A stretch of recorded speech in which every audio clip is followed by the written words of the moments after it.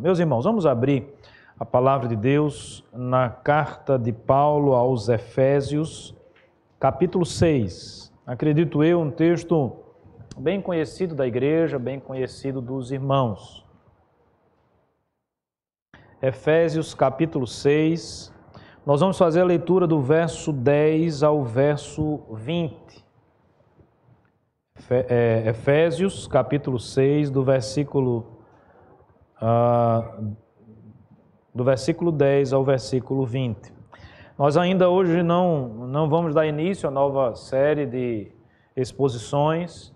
Nos próximos domingos estaremos iniciando a nova série, expondo o livro, a carta de Paulo aos Filipenses, inclusive a próxima carta aí, não será hoje ainda. Nós temos tido essa prática aqui na igreja já de há um bom tempo, né? Pela manhã no culto temos visto e exposto o Evangelho de João, né? E à noite nós vamos estudar Filipenses. Mas hoje eu queria compartilhar com os irmãos esse que é um texto clássico, é um texto conhecido, é um texto com certeza que todos nós um dia já ouvimos falar a respeito da armadura de Deus. Mas é um texto extremamente importante, imprescindível para os dias que nós estamos vivendo. É um texto, conquanto tenha sido escrito há quase 2000 anos atrás, extremamente atual. Vamos ler. Diz assim: quanto ao mais, sejam fortalecidos no Senhor e na força do seu poder. Vistam-se com toda a armadura de Deus, para poderem ficar firmes contra as ciladas do diabo. Porque a nossa luta não é contra o sangue e a carne, mas contra os principados e as potestades, contra os dominadores deste mundo tenebroso, contra as forças espirituais do mal nas regiões celestiais. Por isso, peguem toda a armadura de Deus, para que vocês possam resistir no dia mau e, depois de terem vencido tudo, permanecer inabaláveis. Portanto, fiquem firmes, cingindo-vos com a verdade e vestindo a couraça da justiça. Tenham os pés calçados com a preparação do Evangelho da paz, segurando sempre o escudo da fé, com o qual poderão apagar todos os dardos inflamados do maligno. Usem também o capacete da salvação e a espada do Espírito, que é a palavra de Deus. Orem em todo tempo no Espírito, com todo tipo de oração e súplica, e para isto vigiem com toda perseverança e súplica por todos os santos. E orem também por mim, para que no abrir da minha boca me seja dada a palavra, para com ousadia tornar conhecido o mistério do Evangelho, pelo qual sou embaixador em cadeias, para que em Cristo eu seja ousado para falar, como me cumpre fazer.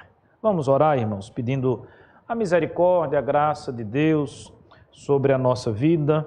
Vou pedir ao presbítero Leandro que nos eleve a Deus nessa oração intercessória, pela mensagem por todos nós. Vamos orar. Nessa noite, agradecemos ao Senhor pelo privilégio, Pai, da Tua palavra.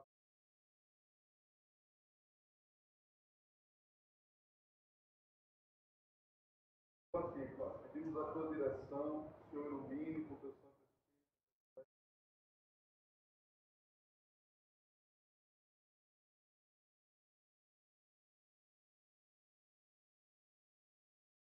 Amém, Senhor. Amém. Amém. Meus amados irmãos, eu inicio a minha fala nessa noite afirmando, peremptoriamente, de forma contundente, que nós estamos em guerra.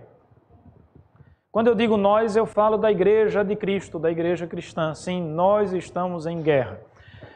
Não vai demandar da nossa parte muito esforço para que a gente perceba que nós estamos em guerra, não é? Nós travamos lutas. E quando eu falo lutas, e nessa perspectiva de que travamos essas lutas, essas batalhas diárias, eu não faço na perspectiva, por exemplo, do que nós falamos hoje pela manhã, de que na nossa vida existem problemas, existem aqueles momentos em que, infelizmente, enfrentamos, não é, as tempestades, os ventos contrários. Não é essa perspectiva, mas a perspectiva de combate mesmo. A perspectiva em que percebemos de uma forma talvez muito clara, hoje, nos dias atuais, no momento contemporâneo, que a igreja cristã, que o evangelho, que o cristianismo, mais uma vez, tem sofrido forte ataque da sociedade de um modo geral. Nós vivemos, por exemplo, uma forte guerra de narrativas no contexto amplo da nossa nação, no contexto amplo, inclusive, do próprio mundo, né? da própria civilização humana. Nós vivemos sob uma forte batalha ideológica. Não se enganem, meus amados irmãos, né? As batalhas, elas não são travadas, e quando nós afirmamos que estamos em guerra, não é na perspectiva daquela guerra tradicional, né? Do tanque de guerra, da bazuca, das armas, dos soldados.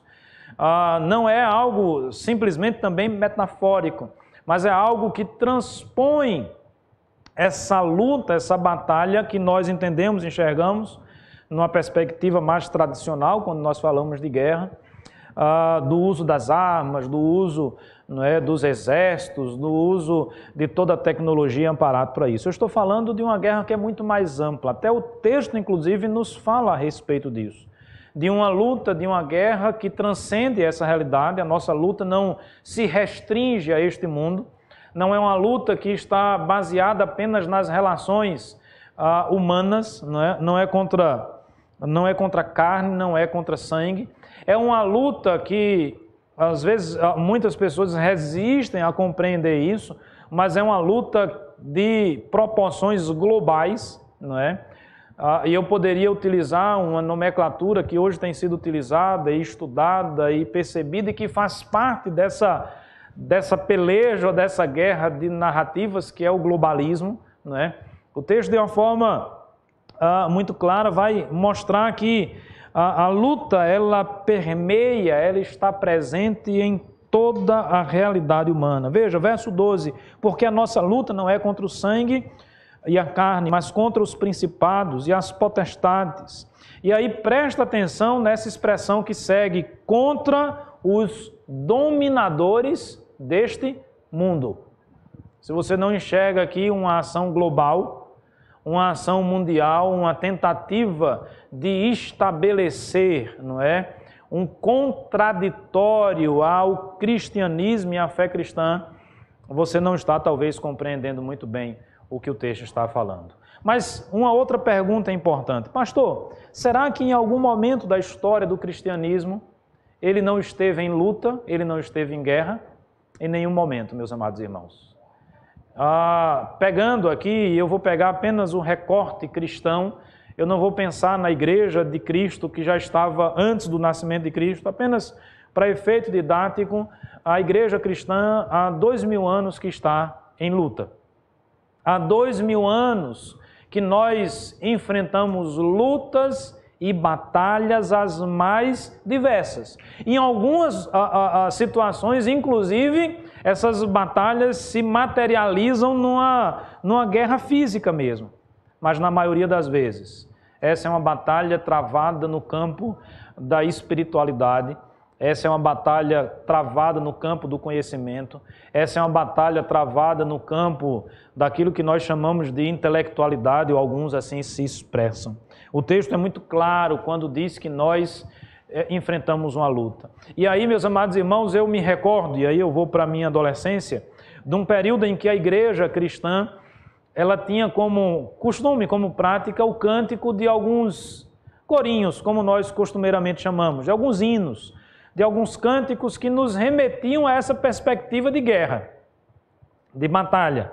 Talvez o mais tradicional e conhecido de todos eles seja aquele que diz que o nosso general é Cristo. Você já cantou esse cântico? Se você cantou, é sinal de que você já tem um tempinho de igreja, não é? O nosso general é Cristo. Obviamente, quando nós falamos dessa batalha que é espiritual, dessa batalha que é global, dessa batalha que atinge a igreja como um todo, nós compreendemos e entendemos que o general é Cristo, que o Senhor é Cristo, que o cabeça da igreja é Cristo. Nós compreendemos perfeitamente que o nosso líder é o Senhor e Salvador Jesus Cristo.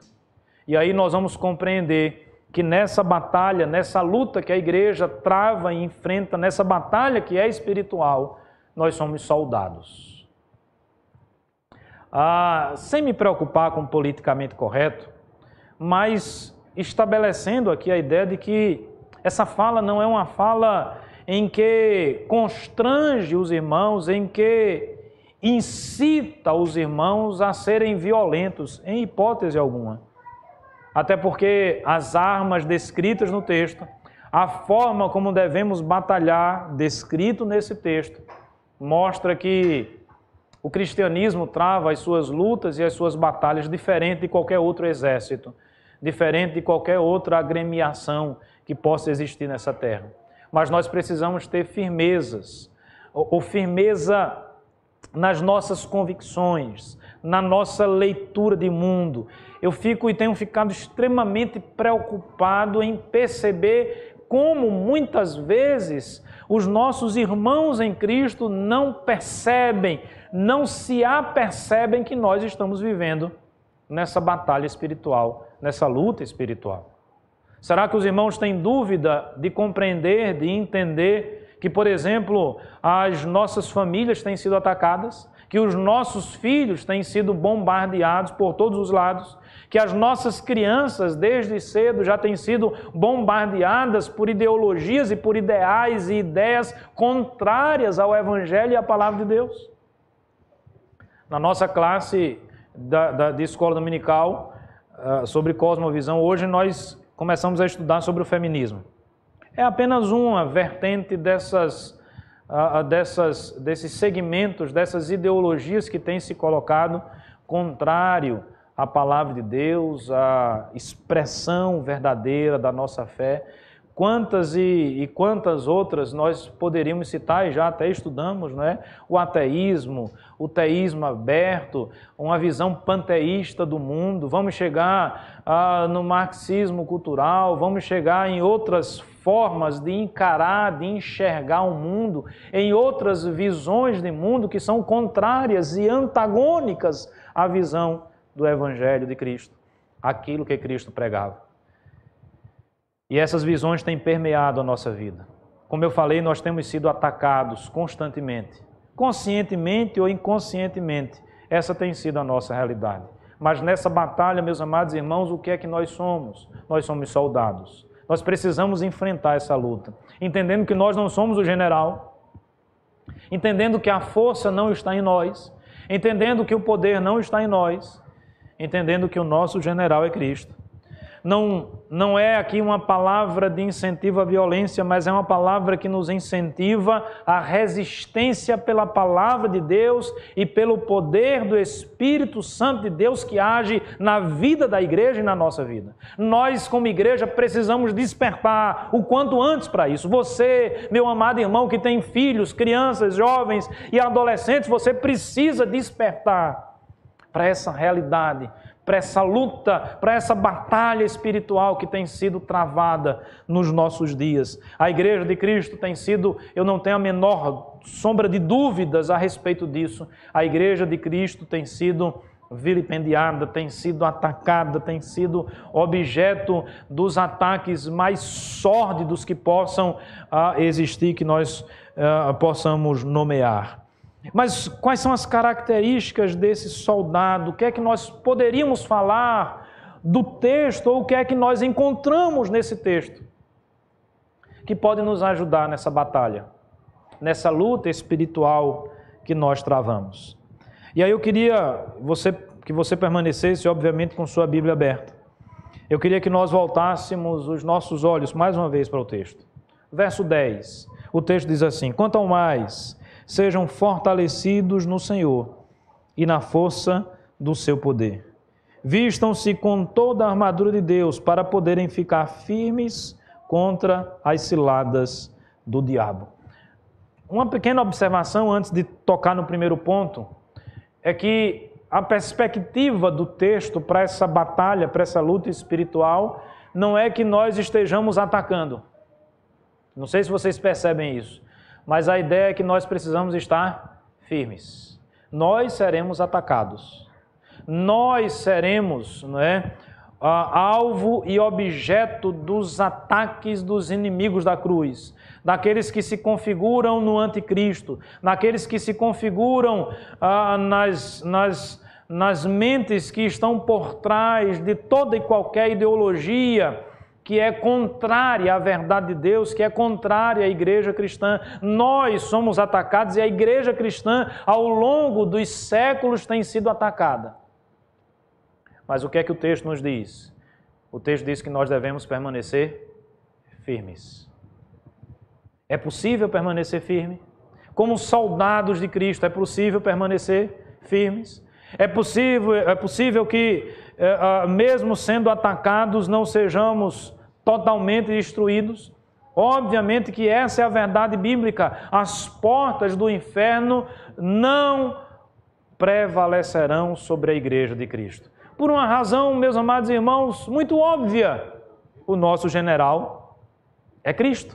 O Senhor da igreja é o Deus Todo-Poderoso. Ele a comprou com precioso sangue.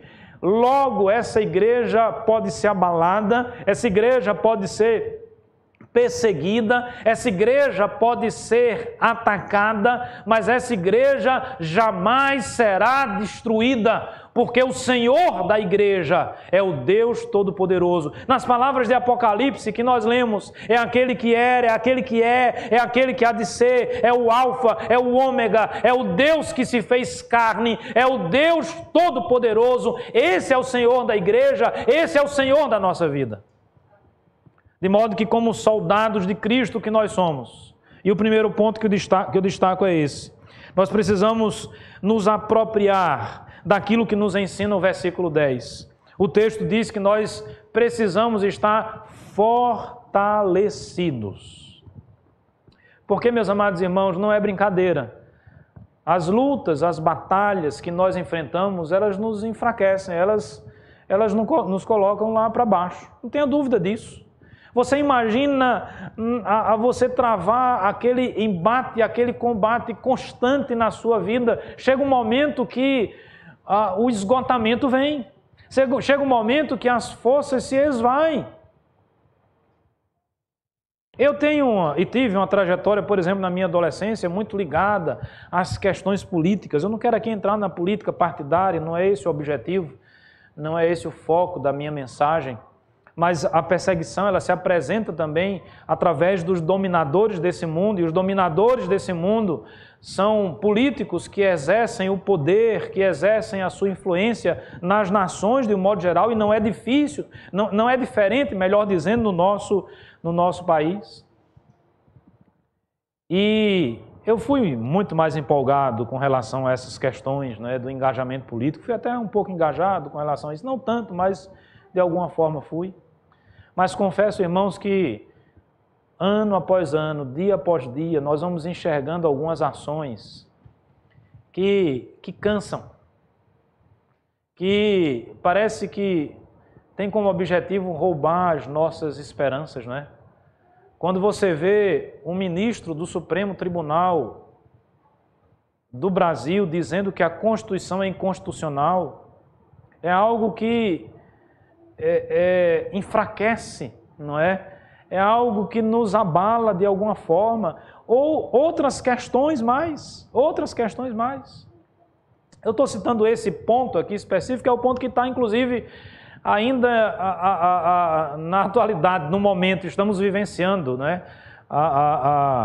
As decisões a respeito da inconstitucionalidade da Constituição não foi ainda finalizada, está votando, não é? Às vezes as forças vão enfraquecendo e a gente diz, meu Deus, não tem mais o que fazer, né? Aquela vontade de você entregar, não é? Ou como o Senhor Jesus ensinou, não é? Bater o pó dos pés, não é? E deixar aquela cidade para trás, porque é como se nós estivéssemos dando pérola aos porcos. Nesse contexto de batalha travada, de fé, de ideologia, de visão de mundo, muitas vezes nós nos encontramos esgotados.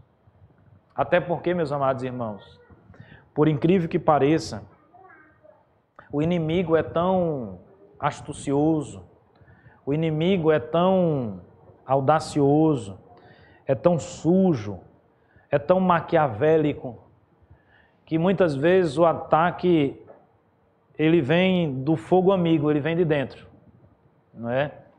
São os infiltrados, não é? São aqueles que começam a participar das fileiras cristãs e a partir do momento que estão dentro das fileiras cristãs, lutam contra as próprias convicções da igreja cristã. Não é difícil de enxergarmos isso, sob várias formas, sobre várias maneiras, não é? A igreja evangélica brasileira tem sido há muito atacada, por exemplo, por uma teologia chamada teologia liberal, onde a palavra de Deus é atacada, onde os postulados da fé, a ortodoxia cristã, a construção da igreja ao longo de 2000 anos tem sido reduzido na mente e no discurso dessas pessoas a absolutamente nada. O Cristo, o Salvador e o Senhor da nossa vida continua sendo fortemente atacado. Nem todos acreditam dentro das igrejas que Cristo é 100% homem, 100% Deus, que Cristo é o Senhor, que Cristo é Salvador. Quantos discursos reduzem a pessoa de Cristo ao simples e simplesmente a figura do Jesus histórico, do Jesus humano, esquecendo que Ele é o Deus, e a gente tem estudado isso no Evangelho de João, o Deus que se fez carne e habitou entre nós, aquele que estava lá no princípio, criando todas as coisas, a segunda pessoa da Trindade, o Deus Todo-Poderoso, aquele que veio ao mundo, e não, apesar de ser Deus, não usurpando ser Deus, esvazia a si mesmo e entrega-se, deixa-se imolar, para que todos nós pudéssemos obter a salvação através da justiça satisfeita de Deus pelo sacrifício de Cristo Jesus na cruz do Calvário. Nem todos defendem mais essa tese dentro da igreja. Na realidade, dentro de muitas igrejas, sequer o pecado é levado a sério. E se não existe pecado, se nós não somos pecadores, eu pergunto qual é a necessidade de um Salvador. Logo esvazia-se o papel de Cristo, é por isso que restringe-se Cristo a um personagem meramente histórico. Não, meus amados irmãos, o nosso Senhor e o nosso Salvador é muito mais do que aquele que divide a história, é muito mais do que um personagem histórico. Ele é o Salvador das nossas vidas. Ele é o Deus que se fez carne. E o texto então nos orienta e nos diz que nós precisamos estar fortalecidos. Meus amados irmãos, nessa luta, nessa batalha que é espiritual também, não se engane. Quando as forças estiverem enfraquecendo, quando a esperança estiver indo embora, quando a alegria não for mais algo real na nossa existência, que eu e você possamos buscar forças, e essa é a orientação do texto, possamos buscar forças no Senhor. É por isso que o texto diz assim, sejam fortalecidos, mas fortalecidos em quem? De onde vem a força? De onde vem o poder que vai nos fazer enfrentar e vencer essas batalhas na nossa vida? Essa força vem do Senhor. Veja, sejam fortalecidos no Senhor e na força do seu poder. E aí não tem como não lembrar de Atos capítulo 1, versículo 8. Recebereis poder ao descer sobre vós o Espírito Santo de Deus. Meus amados irmãos, a luta é violenta. A luta e as batalhas vão deixar cicatrizes.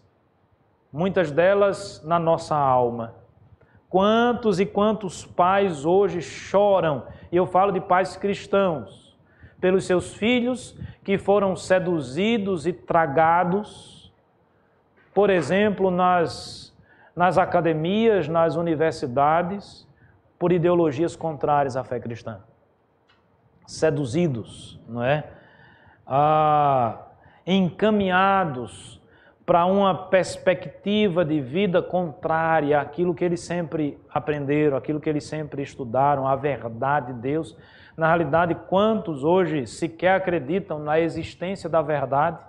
A verdade foi relativizada. Logo, Cristo não é mais a verdade. Logo, a existência de Deus não é mais a verdade. Os irmãos percebem os ataques como se dão, o modus operandi da coisa, como a coisa funciona. Não é de hoje, não é de agora, não é, entre aspas, um privilégio da nossa época que essas coisas aconteçam. Desde sempre a igreja cristã foi atacada. Mas a orientação da palavra de Deus para mim e para você é essa que se encontra aqui no versículo 10. Que nós busquemos a força do Senhor na nossa vida, a força do poder de Deus. Nós agimos no poder de Deus. E quando Deus age, não há quem possa deter o seu poder. Não é assim que a palavra de Deus nos ensina? Agindo Deus, quem impedirá?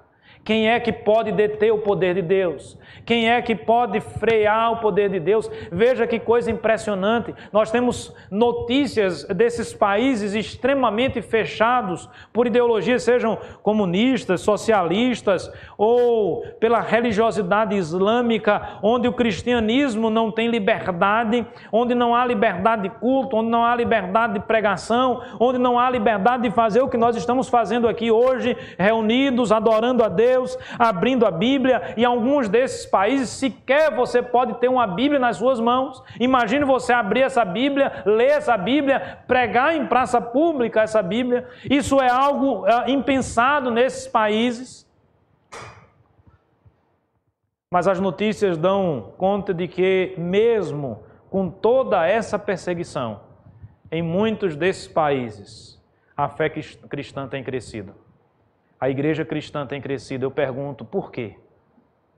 Porque as portas do inferno não podem prevalecer sobre a vida da igreja. Porque na igreja atua um poder que é maior do que todos os exércitos e ditadores dessa terra. É o poder do Espírito Santo de Deus. E nós precisamos nos revestir desse poder. Nós precisamos combater o bom combate, meus irmãos. Qual é o bom combate? É o combate pela verdade, é o combate pela fé cristã, é o combate em que anunciamos o Evangelho, é o combate em que amamos o nosso próximo, amamos aquela pessoa a quem nós estamos pregando a verdade de Deus, é o combate em que nós anunciamos ao mundo que o mundo, inclusive nós, somos pecadores e como tais nós necessitamos e precisamos de Cristo como Senhor e Salvador das nossas vidas. Esse é o combate que a igreja precisa fazer. Obviamente, se você quiser estudar, conhecer as filosofias, as ideologias, as correntes de pensamento, se prepare, estude, não há nenhuma dificuldade nisso. Mas a mensagem que transforma o mundo, a mensagem que vence essa batalha, é a mensagem do Evangelho. Porque essa é a mensagem do amor. Eu pergunto, meus amados irmãos, o que você fez, o que eu fiz, para merecer o sacrifício que Cristo fez na cruz do Calvário? Quem somos nós? Nós somos pecadores, terríveis pecadores. Já parou para pensar a respeito disso? Como nós desobedecemos a Deus, como nós pecamos, como nós dioturnamente, continuamente, diariamente afrontamos a Deus. Mas apesar de tudo isso, Deus nos amou. Deus amou você de forma profunda. Esse amor que não encontra no português uma palavra para descrevê-lo de forma plena. Por isso nós traduzimos como nos amou de tal maneira. Falta-nos uma expressão, e olha que o português é uma língua riquíssima, que teria talvez a possibilidade de expressar melhor do que outros idiomas. Mas esse amor é tão grande que ele não cabe sequer na nossa expressão, no nosso idioma. Resta-nos tentar chegar perto dele e afirmamos então que ele nos amou de tal maneira. É um amor profundo, é um amor imenso, é um amor gigante. É um amor que levou Cristo à cruz do Calvário, ao sacrifício, entregou-se, doou-se, bebeu o cálice da ira de Deus, para que todo aquele que nele crê não pereça, mas tenha a vida eterna. É essa mensagem que transforma o mundo. É essa mensagem que transtorna o mundo. É por isso que o cristianismo é perseguido. Porque o cristianismo, meus amados irmãos, ele se torna um grande obstáculo para os ditadores. do passado, do presente e os que existirão ainda no futuro. Porque um crente de verdade compreende perfeitamente que importa antes obedecer a Deus do que aos homens. Um verdadeiro cristão não se submete ao Estado se o Estado não se submeter ao Deus verdadeiro. O verdadeiro cristão tem a Deus como sendo o supremo Senhor da sua vida. E devota a sua vida a Ele. E dedica a sua vida a Ele. O texto continua dizendo, então, depois de sermos fortalecidos, e aqui é o segundo ponto, primeiro nós buscamos esse fortalecimento. Depois nós precisamos nos revestir. E aí o texto vai falar da clássica armadura de Deus. Há uma comparação aqui com a armadura de um soldado romano, não é? Mas o objetivo, inclusive, é usar partes daquela indumentária romana para mostrar, do ponto de vista espiritual, do que nós precisamos nos revestir. E aí o texto, então, nos fala, não é? No verso 11, vistam-se com toda a armadura de Deus. Só uma pequena observação. É necessário que tenhamos em mente que toda ela deve ser usada. Não uma parte dela. Porque se não usarmos a armadura toda, o inimigo encontrará brechas para o ataque na nossa vida. É importante termos isso de uma forma assim muito clara na nossa mente.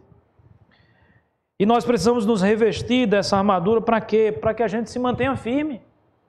E se mantenha firme contra o quê? Contra as armadilhas, contra as ciladas, contra o canto da sereia, contra aquele discurso, muitas vezes utópico, mais bonito, belíssimo, que soa de uma forma até interessante aos nossos ouvidos, que encontra eco no nosso coração, na perspectiva de que, olha, que coisa bonita fulano está falando.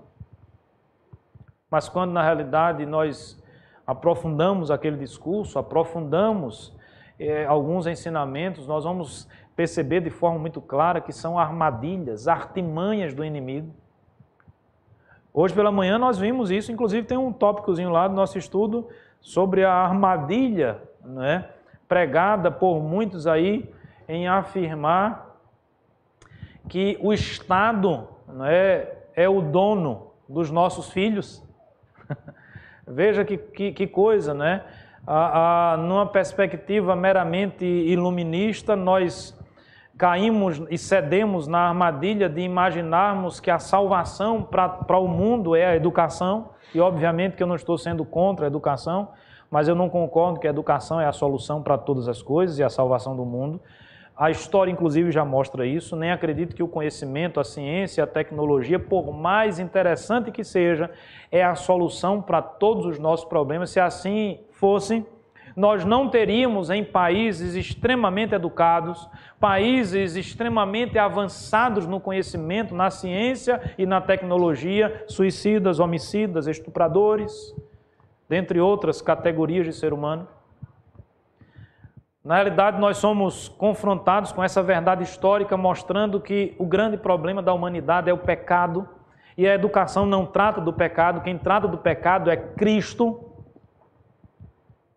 A educação é extremamente importante, a educação deve ser desenvolvida, a educação deve ser incentivada, e eu estou muito cavalheiro a falar a respeito disso como um pastor reformado, como um pastor protestante, porque se tem uma coisa que na história da igreja protestante se criou, foram escolas e universidades. Quem é batista, lembre dos colégios batistas, das faculdades. Quem é presbiteriano, lembre das universidades e dos colégios presbiterianos. Metodistas, universidades e escolas.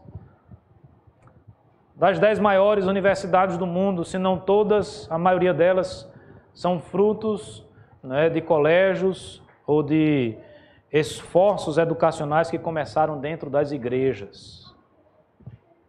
Nós temos a maioria dos ganhadores dos prêmios Nobel, né, científicos, em várias áreas cristãos. Não há nenhuma incompatibilidade entre a fé e o conhecimento. Mas Satanás tem uma armadilha.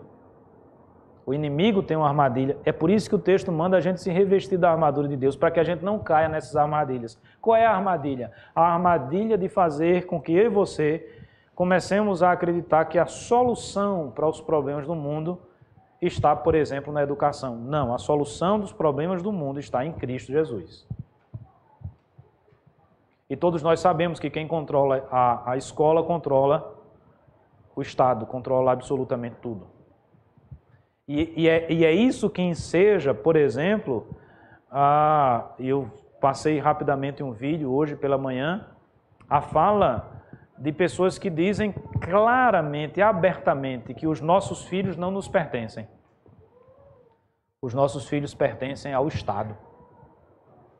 Então, André e Lorena, o Bruguelo que está chegando, na linguagem alagoana, na mente dessas pessoas não pertence a vocês, não.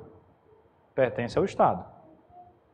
E de alguma forma, de alguma maneira, isso já se torna uma realidade nas nossas vidas. Tem coisas que nós não podemos deixar de fazer sob pena de sermos punidos pelo Estado. Nós não temos 100% de autonomia já hoje. São armadilhas que vão sendo formadas e forjadas. O que é que o texto diz? Que nós precisamos nos revestir da armadura de Deus para que possamos ficar firmes contra essas armadilhas. E que armadura é essa, meus amados irmãos? O texto diz, né? Na perspectiva dessa luta aí contra os principados, contra as potestades, contra os dominadores deste mundo, né? Contra os globalistas, sejam eles de que corrente teórica for, sejam eles socialistas, comunistas, capitalistas, seja lá o que for, para mim não importa, mas são pessoas que dominam e que estão sob o poder satânico, muitas vezes, para subverter a ordem da humanidade, para destruir a mensagem do Evangelho, para perseguir a igreja, para se contrapor à verdade de Deus, para afirmar que a Bíblia não é a palavra de Deus, não é a revelação de Deus. Então, para que a gente esteja firme contra essas forças que muitas vezes até se infiltram dentro das igrejas. Os irmãos depois leiam nos textos bíblicos que falam a respeito dos falsos profetas. Eles saem de dentro da igreja. São pessoas infiltradas. E aí o texto diz, verso 14, portanto fiquem firmes. Mais uma vez a ideia de se manter firme, não é a ideia de sair para lá para bater na cara do cão, né? Como não tem um pessoal que vamos lá, vamos enfrentar o cão, vamos dar uma rasteira no cão. Tem até umas músicas, né? que ensinam mais ou menos essa perspectiva de batalha espiritual. Nessa batalha espiritual daqui a gente vai se manter firme. Porque você se manter firme já é uma grande vitória diante das ciladas que Satanás tem tramado, não é, pelo mundo afora. Aí ele diz assim, o verso 14, portanto fiquem firmes, cingindo-vos com a verdade e vestindo a couraça da justiça. Começa a descrição da armadura de Deus, não é? E aí eu não vou falar das peças, da roupa, do escudo, da espada, mas daquilo que eles representam.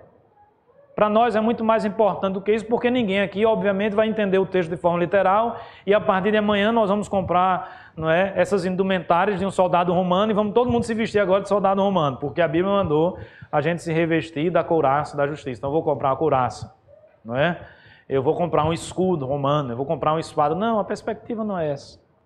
Metaforicamente, essa armadura é utilizada para mostrar outros princípios que se comparam a essa armadura, que trazem a perspectiva de uma proteção quando as setas, as flechas, aquilo que o inimigo das nossas vidas lança contra nós, nós vamos estar devidamente preparados, nós vamos nos manter firmes, aquela seta, aquela flecha não vai nos atingir, aquele golpe não vai nos derrubar.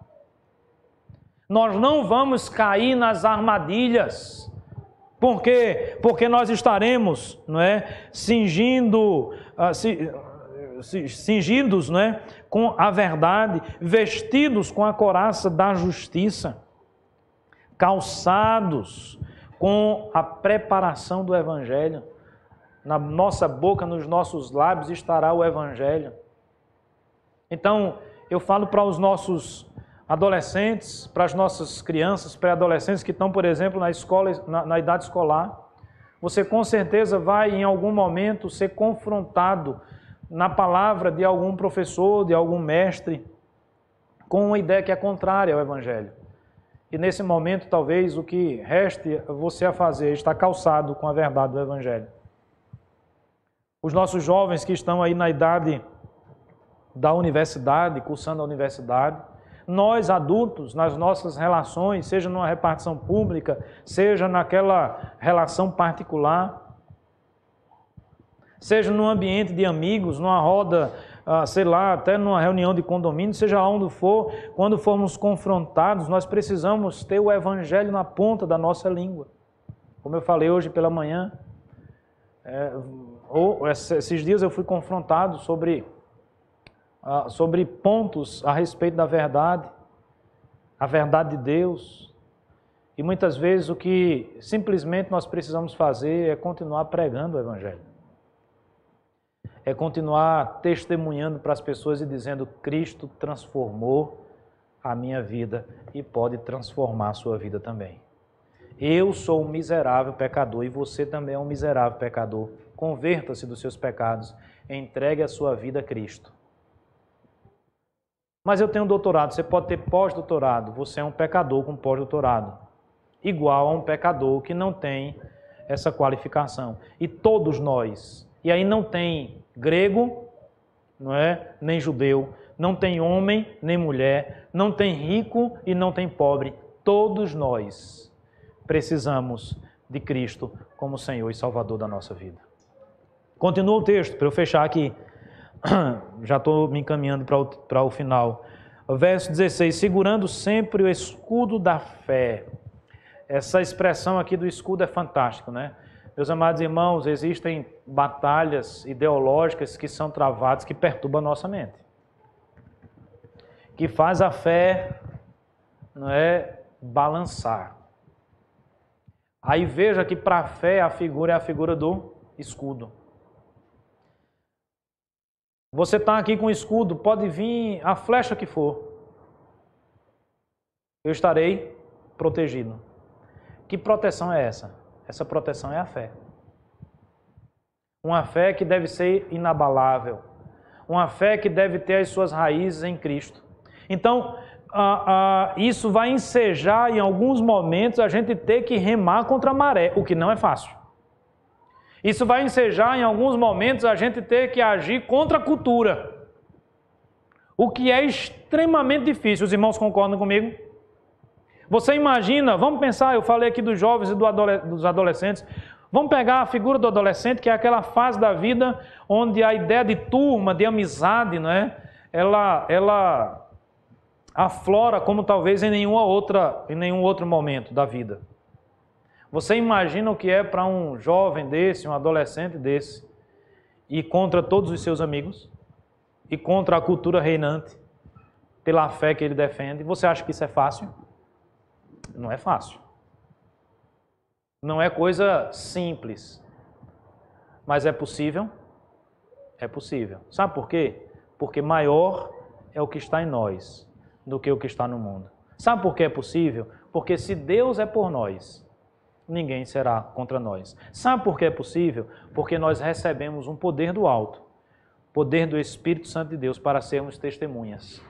Ou seja, para lutarmos e enfrentarmos essa cultura que muitas vezes é contrária ao Evangelho. Se preciso for, eu serei contra a cultura, contra a corrente. Entenda a cultura aqui como a corrente dominante. Se preciso for, eu serei contra as ideologias reinantes, as ideologias preponderantes nos nossos dias. Se necessário for, assim eu serei. Agora eu preciso estar revestido com a armadura de Deus. Eu preciso do escudo da fé, porque não é fácil. Avançando, para terminar. Usem também o capacete da salvação e a espada do Espírito, que é a palavra de Deus. Interessante que de todos esses apetrechos da armadura, o único que ataca é a espada, mas que também serve para defender.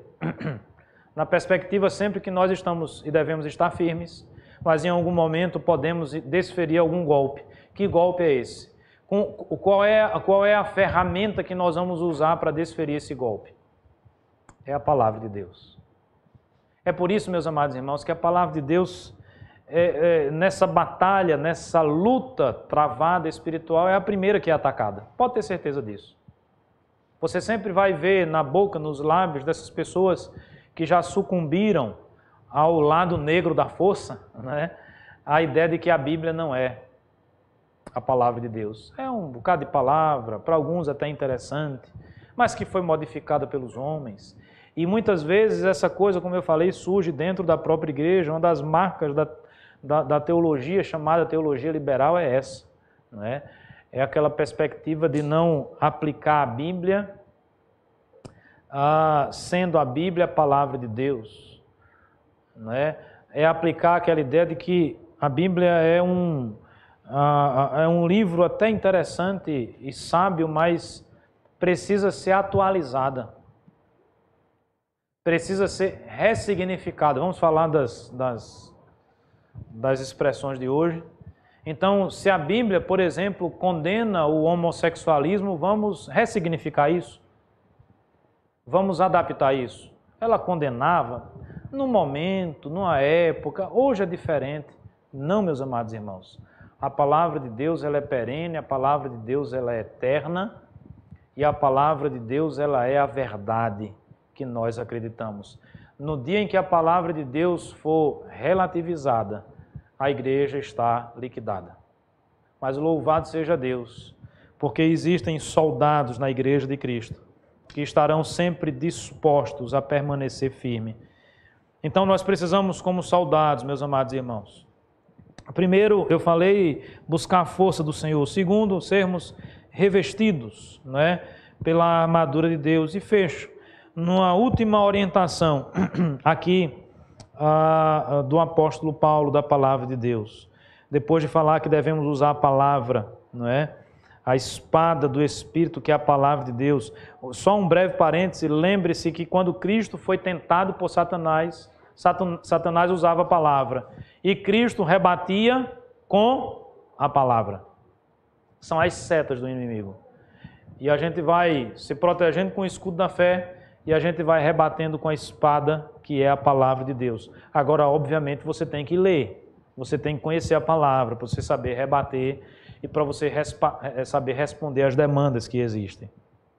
E aí o texto continua dizendo assim: orem em todo tempo, estou lendo o verso 18, no Espírito, com todo tipo de oração e súplica, e para isto vigiem com toda perseverança e súplica por todos os santos. É preciso vigiar e orar. Nessas lutas e nessas batalhas, é imprescindível vigiar e orar. O inimigo muitas vezes ataca naquele momento em que nós estamos mais vulneráveis, menos preparados, vamos dizer assim, para aquela situação, não é? É preciso estar atento, meus irmãos, é preciso vigiar. Eu sempre digo isso, né? Nós pais precisamos estar atentos, por exemplo, ao que os nossos filhos escutam, assistem, não é?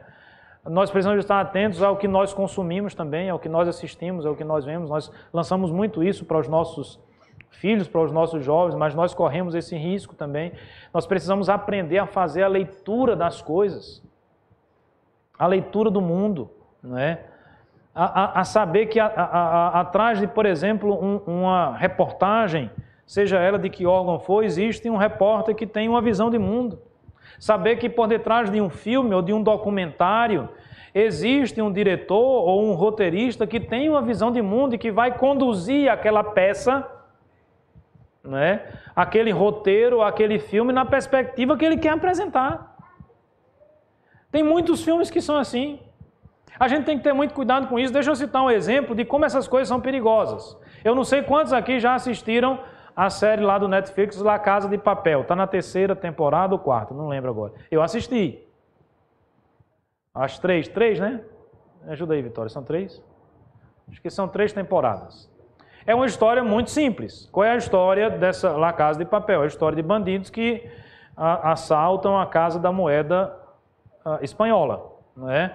E depois vão, no segundo momento, vão assaltar, acho que o Banco Central, não lembro agora, na terceira temporada, a segunda, não lembro mais, agora já tem tempo que eu assisti. Uma coisa que me chama a atenção naquela série. Você está assistindo aquilo e logo no início você se pega torcendo pelo bandido. Quem é o mocinho nessa série? Os bandidos. Quem são os terríveis? A caricatura dos terríveis? A polícia. Nós precisamos ter muito cuidado com isso. Porque essas coisas elas vão entrando sorrateiramente. Veja, eu não estou aqui sugerindo vamos dizer assim, agora nós vamos, a partir de hoje não assisto mais nada, a partir de hoje nós não vivemos. Não é essa a perspectiva.